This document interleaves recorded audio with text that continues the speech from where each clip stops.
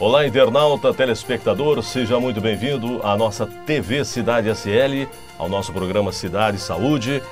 E hoje recebendo, com muita satisfação, com muito carinho, dois profissionais aqui de São Lourenço já conhecidos, e Dr. Batalha Filho, né, há 40 anos aqui em São Lourenço, e Batalha Neto, seu filho, ambos seguindo aí os caminhos da medicina através da ortopedia, né?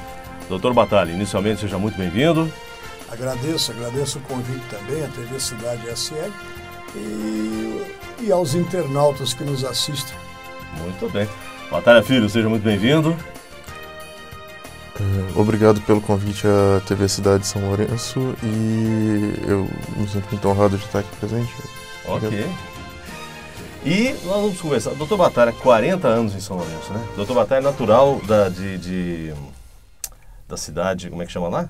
Colatina, no Espírito Santo, né? Capixaba, veio para São Lourenço para passar um ano e já estamos aí há 40 anos, mas providencialmente foi uma boa opção, não é? Sem dúvida. Quando eu vim a São Lourenço, interessante, só tipo de curiosidade, não tinha um prédio aqui. Entendeu? Hoje São Lourenço está cercada de edificações altas, né?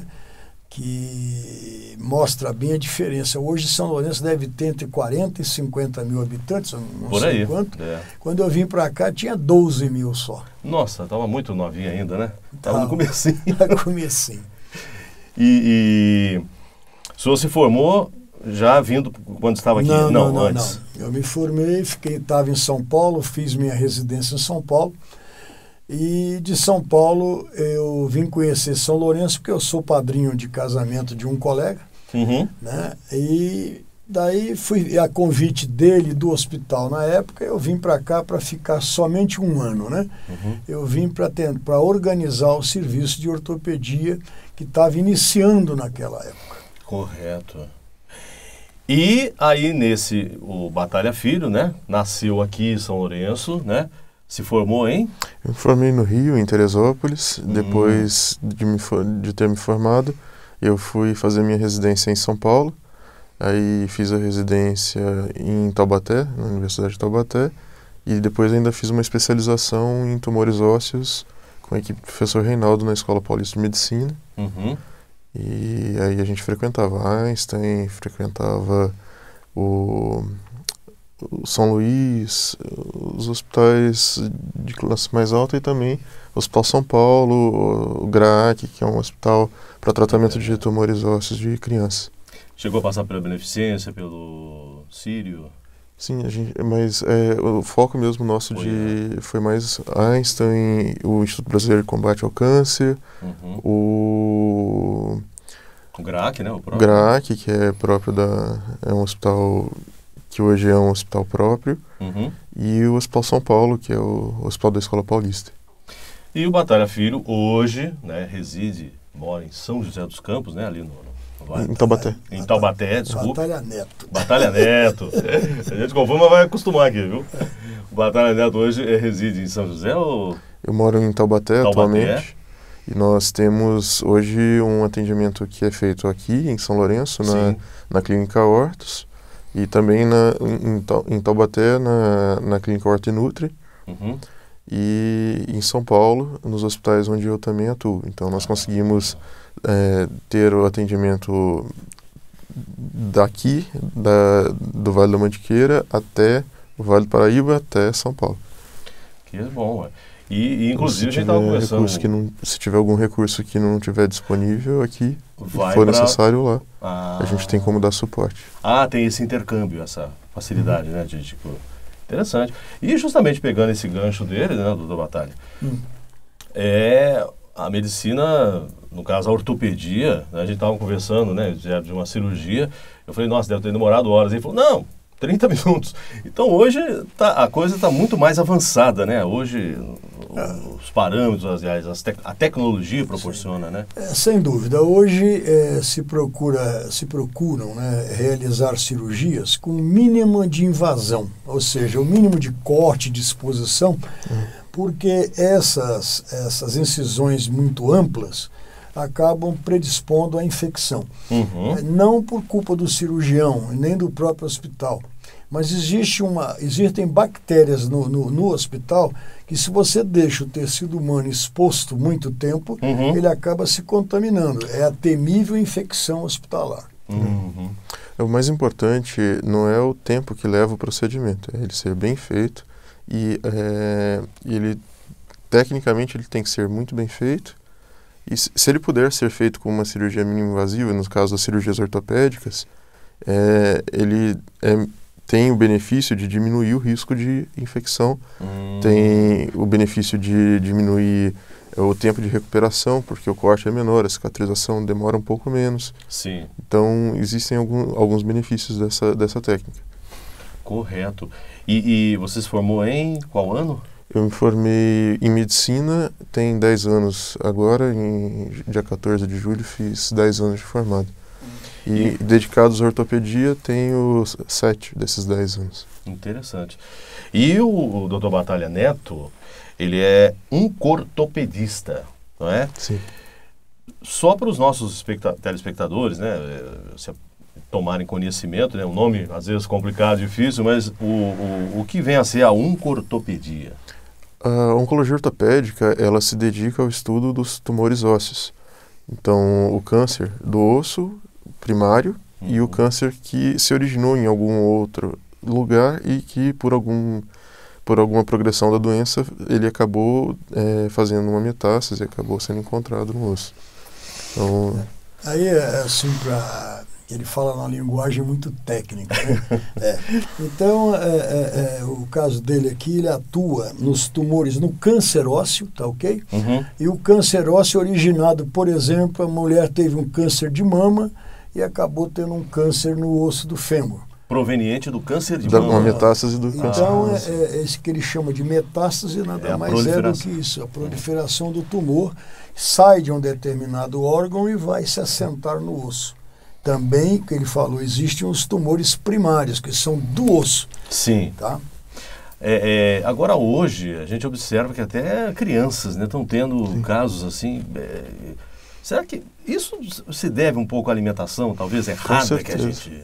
Não é errada. Não? Existe, ao longo dos anos, a alimentação humana, nós fomos mais adaptados, nossas mãos, para poder pegar os alimentos. Nós acabamos nos adaptando a consumir produtos industrializados. Nós acreditamos que os produtos que nós compramos em supermercado são de boa origem, ou que até o que a gente compra da pessoa que está fornecendo são de boa origem. Só que cada vez mais, para que a produção pudesse dar conta do crescimento populacional, foram sendo criados mecanismos para que se pudesse produzir em larga escala. E esses mecanismos são o uso de pesticidas, de organofosforados, produtos químicos que acabam modificando a estrutura do alimento. E alguns alimentos são muito processados, como é o açúcar, como é o sal. Então, aos poucos, foi se criando uma situação de desnutrição que ela é uma desnutrição aparente. Ela é uma desnutrição oculta, porque os alimentos são adicionados com a farinha e a base da alimentação se tornou uma alimentação que ela é modificada. Você come um produto achando que ele não tem nenhum... É 100% puro. Ele é 100% puro, natural, mas mesmo os que dizem que são 100% puros, às vezes foram modificados geneticamente para uma produção melhor, foram modificados. E isso tem repercussão. Entendi. A repercussão são danos ao nosso DNA, às estruturas da nossa célula. E essa célula danificada ao longo do tempo, ela começa a se multiplicar. E quando ela causa uma doença, a gente dá o nome dessa doença de câncer porque ela causou algum prejuízo. Claro. Esse prejuízo pode ser local, ele pode ser sistêmico. E algumas formas que são mais agressivas podem até tirar a vida.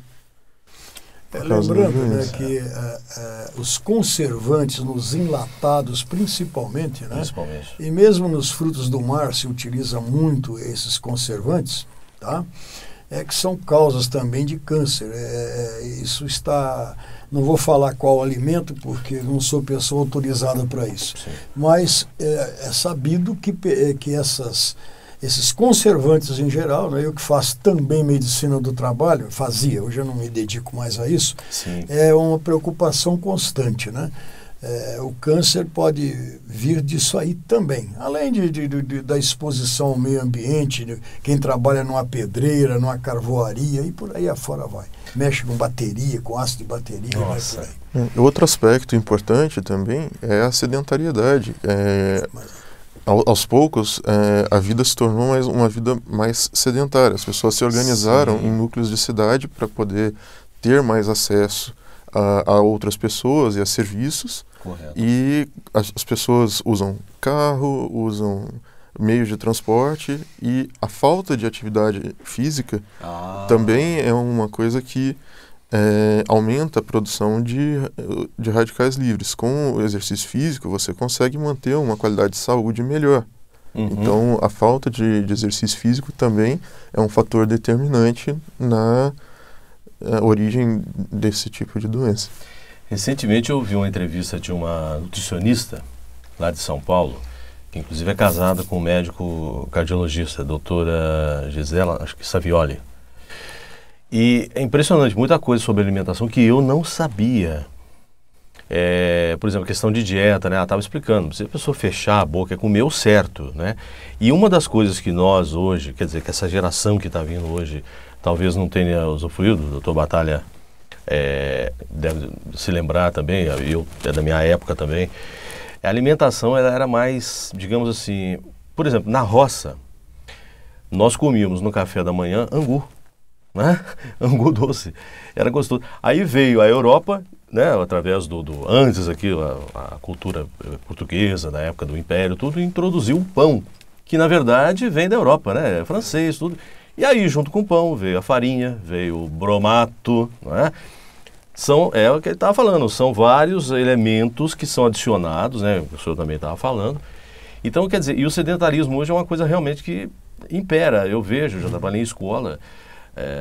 Hoje, naquela época, quando a gente ia ver a televisão, para mudar de canal, você tinha que se levantar, ir lá e pá, no seletor. Hoje não, hoje você está na cama, lá, tranquilo. Quer dizer... A obesidade, ela aumenta em torno de 4 vezes o risco de desenvolver um tumor. Olha aí. Então, é um risco que é prevenível. Então, é uma escolha. Se a pessoa vai fazendo exercício físico ou procura, de alguma forma, sair dessa situação, essa é uma das formas de você trabalhar na prevenção primária do tumor. Agora, na questão de vocês que têm larga experiência também, ele também já tem uma experiência grande, né? A questão hereditária também influencia bastante? Sim, existe. Voltando ao câncer ósseo, né? Sim. O câncer ósseo, claro, a hereditariedade, o código genético, tudo isso interfere que o ser humano venha a ter o câncer ou não, e se o câncer dele é curável ou não, vamos por aí. Eu queria frisar o seguinte: por que tem tão poucos ortopedistas no Brasil inteiro? São cerca de 250 só. Isso. No Brasil inteiro. Por quê? Que todo ortopedista acaba no interior fazendo tumor ósseo, mesmo sem estar habilitado para isso. O que leva a um grave problema, que ele, às vezes, ele agrava o problema do paciente. Nós temos aí, eu não vou falar muito de governo, que eu tenho minha posição pessoal, mas veja bem que quando um colega ortopedista, por falta de condição de transferir o paciente, por não ter onde mandar o paciente, ele acaba tentando resolver o problema. Às vezes, infelizmente, vou falar isso de má fé, entendeu? Mas a maioria tenta resolver o problema do paciente. Aí ele agrava o problema do paciente seriamente. Eu mesmo não tenho mais algum tempo que eu não mexo mais, não mexo, o que eu falo não interfiro no tumor ósseo. Eu faço a biópsia da maneira correta, até a biópsia tem um jeito de ser feito. Porque os hospitais, os grandes hospitais, não aceitam o paciente se não tiver o diagnóstico de câncer confirmado. Correto, sim. Então você não tem como mandar. E às vezes o colega vai tentar fazer isso e aí causa um transtorno para o doente tremendo. É o caso de você ter um tumor ósseo primário, ou seja, o tumor é do osso e você espalha pelo organismo inteiro. Por causa de um procedimento errado. Procedimento errado e que ele não estava habilitado para fazer. Mas é aquela história, se ele não fizer, morre. Se fizer, pode morrer, então não pode morrer é que vai. Entendeu? E nós vamos voltar a esse assunto daqui a pouquinho, depois do intervalo. Só um breve, coisa de 1 minuto. E vamos retornar a esse assunto, que é a qualidade, né, do atendimento, que as pessoas têm que estar muito atentas para isso. Cidade, Saúde e Vida volta em 1 minuto. Já, já.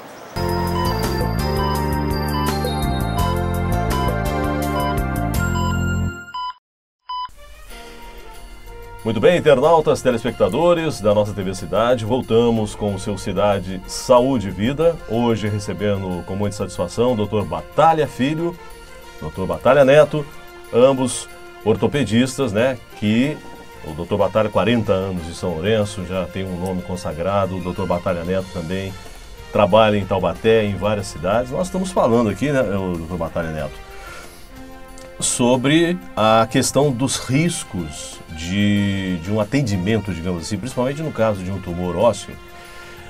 Mas isso se espalha em qualquer área da medicina, viu, gente? Mas de repente, um procedimento equivocado, errado, ele pode gerar consequências graves, né? Como que... Sim. Bom, hoje nós não vivemos em uma condição de bem-estar social plena. Nós vivemos numa política mínima de fazer o que é possível. Sim. E o acesso aos recursos, também na área de saúde, também é limitado. Hoje, um paciente que desenvolve um tumor, ele vai sofrer com medo, mas ele não faz ideia do que ele vai passar durante o tratamento. A primeira etapa, que seria a etapa do diagnóstico, ela começa com exames de imagem, a maioria deles não são invasivos, e depois passa para o exame invasivo, que seria a etapa para fechar o diagnóstico, que ela seria a biópsia. Sim. A biópsia ela pode ser feita de forma percutânea, com uma trefina, com uma agulha, e que é menos invasiva, e ela pode ser feita de forma aberta. E hoje a biópsia aberta ela tem sido reservada quando você precisa de uma amostra maior, de uma quantidade maior de material, e isso é para tentar evitar que você espalhe localmente a doença. Sim. Então, quanto menos agressivo você for, isso tende a facilitar o seu tratamento e evitar um problema maior cirúrgico. Sim. Diminui o risco, né, digamos assim, de... Né? Eu fiz o seguinte, né, quando você abre sem conhecimento, tá, expõe o tumor sem conhecimento, você acaba lesando toda a parte mole, que são os músculos, os vasos em volta, por aí afora. E quando ele vai no local errado, às vezes ele faz uma biópsia que não dá absolutamente nada, quando na verdade ele simplesmente entrou no lugar errado. Se ele entrasse nos polos que estão o tumor, ou se ele tivesse conhecimento de causa, ele não causaria esse problema ao paciente. Correto. Que depois ele vai ter a consequência. Aí lá vai ele atrás, o paciente atrás de um profissional como o meu filho, né, que só mexe com câncer. Entendi. Mas aí já está mexido, que a gente chama, né, entre aspas, está mexido, já está lesionado e provavelmente o tumor já se espalhou pelo corpo, entendeu? Hoje,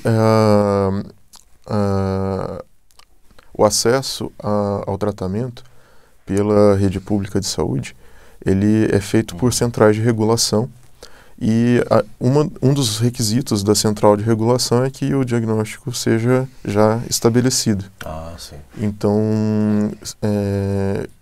Resumindo, é possível que a biópsia tenha sido feita. É possível que a pessoa consiga a vaga com exames de imagem comprovando que tem uma tumoração, mas a chance dela conseguir a vaga só com o exame de imagem é pequena, porque é dado prioridade para quem já tem o diagnóstico firmado com a biópsia. Uhum.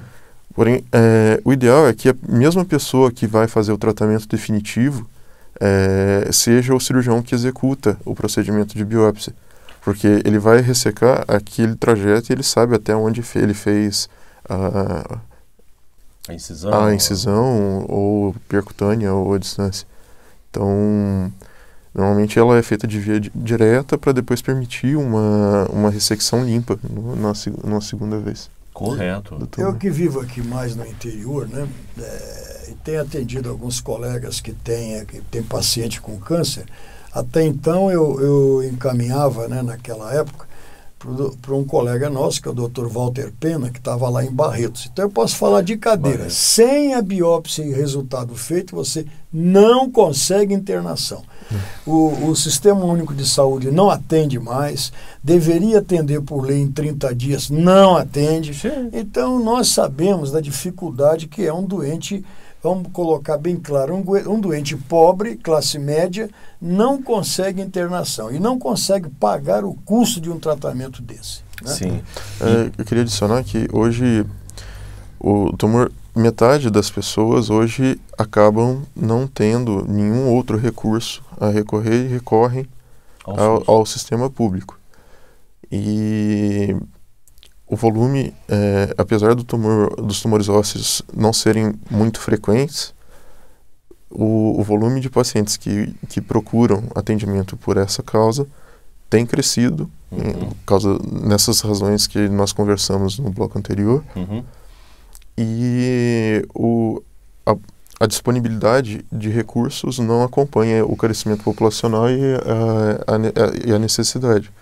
Então, hoje nós conseguimos dar apoio às pessoas que nos procuram e mesmo para quem utiliza alguma saúde suplementar, e também encontra dificuldades.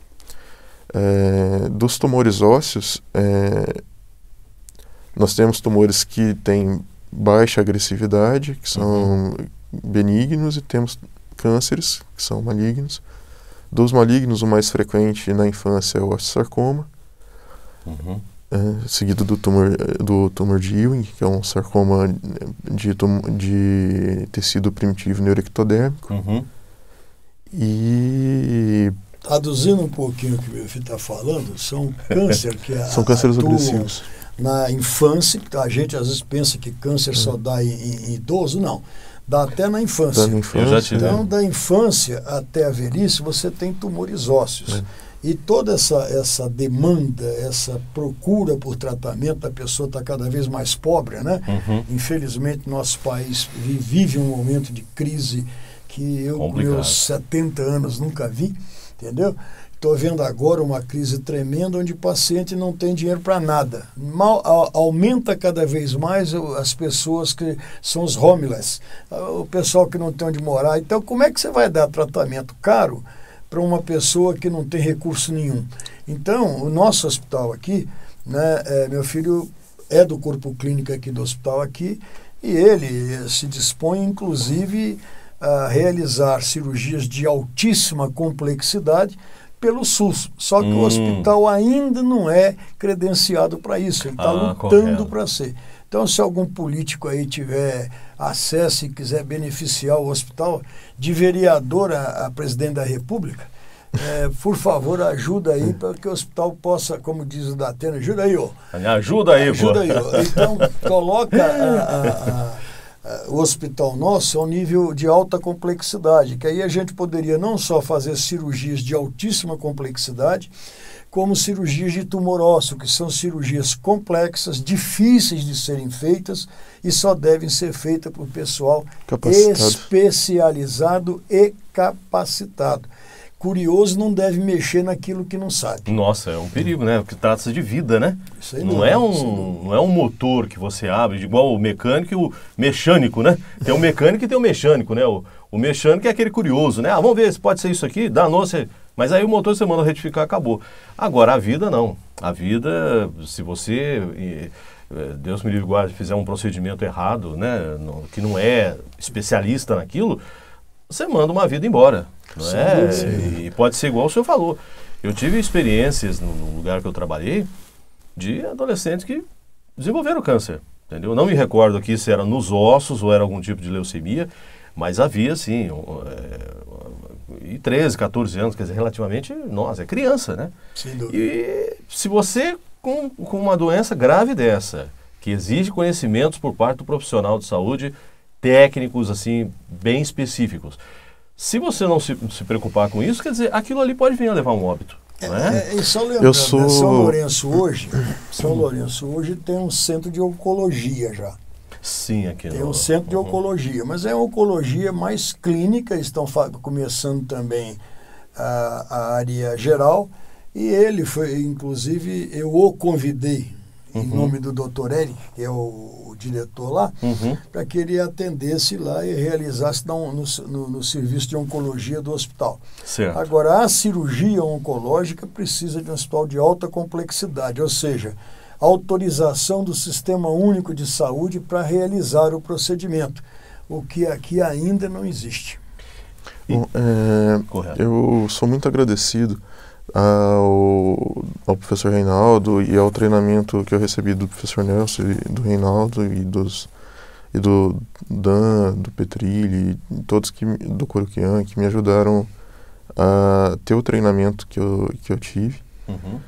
E eu estou à disposição para tratar os pacientes que precisarem das minhas mãos. Eu agradeço a Deus por ter me permitido, a meu pai, porque me ajudou muito nesse meu caminho e continua me ajudando até hoje. E, bom, eu, minha esposa, meu pai, a gente trabalha aqui, eu trabalho também em Taubaté.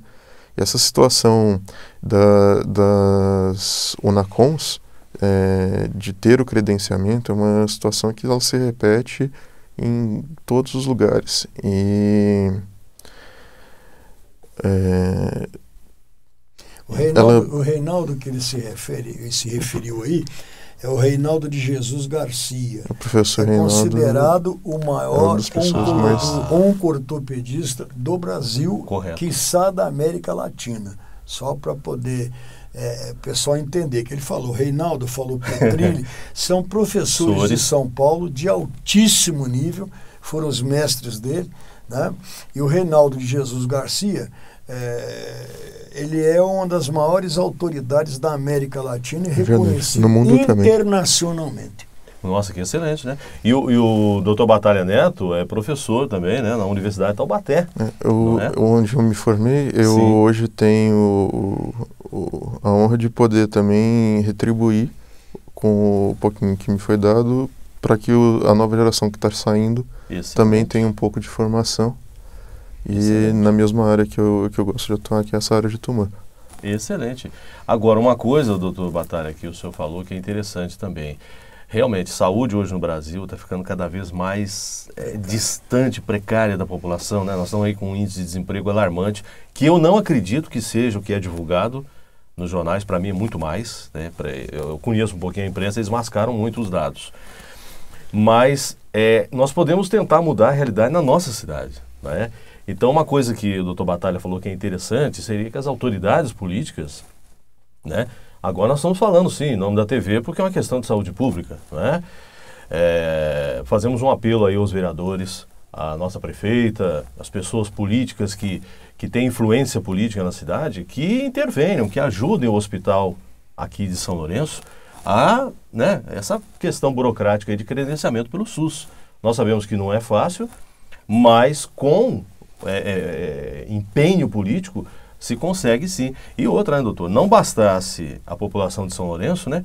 O hospital, ele é regional, né? Ele atende pessoas de várias cidades aqui da nossa região. O nosso hospital, quando eu vim para cá, chegou a atender 36 cidades. Nossa! Hoje ele atende, acho que eu não tenho mais certeza, porque eu estou um pouquinho afastado de área de pronto-socorro. Eu adoro fazer pronto-socorro, adoro urgência, adoro emergência.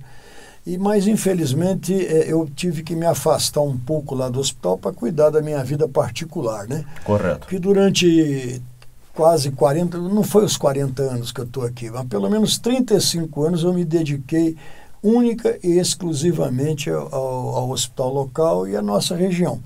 Então, agora eu tenho que cuidar um pouquinho de mim, né? Não sei quanto tempo Deus me reserva aqui na Terra, mas eu ainda estou, trabalho normalmente, continuo. Bastante tempo, se Deus quiser. Mas estou preparando aqui o meu filho para assumir o meu lugar, porque eu tenho que descansar. A minha esposa, que é a doutora Cíntia, que é geriatra e que trabalha junto comigo, eu opero e ela cuida do paciente no hospital. Então, a gente tem um sentimento de agradecimento ao Hospital de São Lourenço. Então, eu tenho, sim, um agradecimento grande por ele, me preocupo com ele também, tá? Posso não concordar com algumas medidas, mas eu me preocupo muito com o hospital local. Eu acho que amanhã, se eu tiver um problema de saúde urgente, eu não vou ter tempo de pegar um avião. Eu vou ter que ser socorrido no Hospital de São Lourenço. Sim. Então, a gente preza, e o hospital, quando eu falo, é o diretor clínico, o diretor técnico.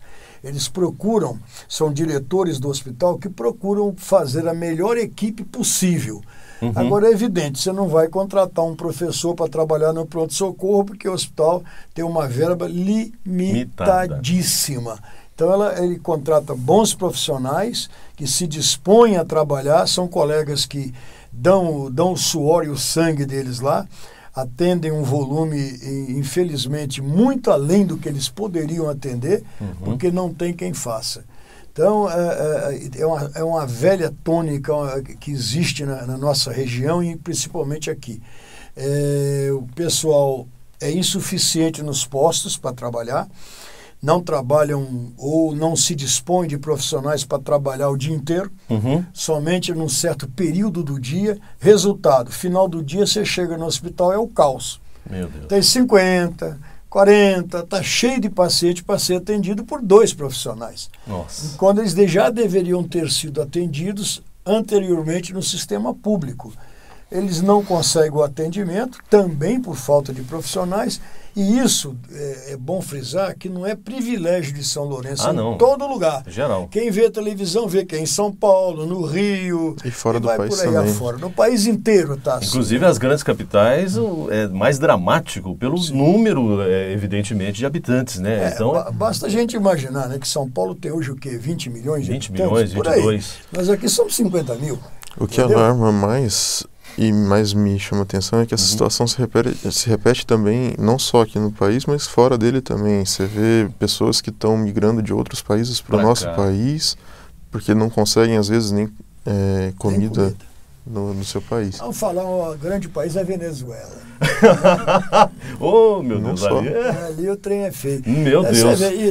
E houve governantes aí, né, que queria transformar o Brasil numa Venezuela. Uma Venezuela. Perdoe, meu amigo, mas o senhor deixa muito e deixou muito a desejar. Não, e idolatra, né, esse regime de governo como se fosse uma coisa religiosa. Eu acho um absurdo isso. O povo lá está passando, gente.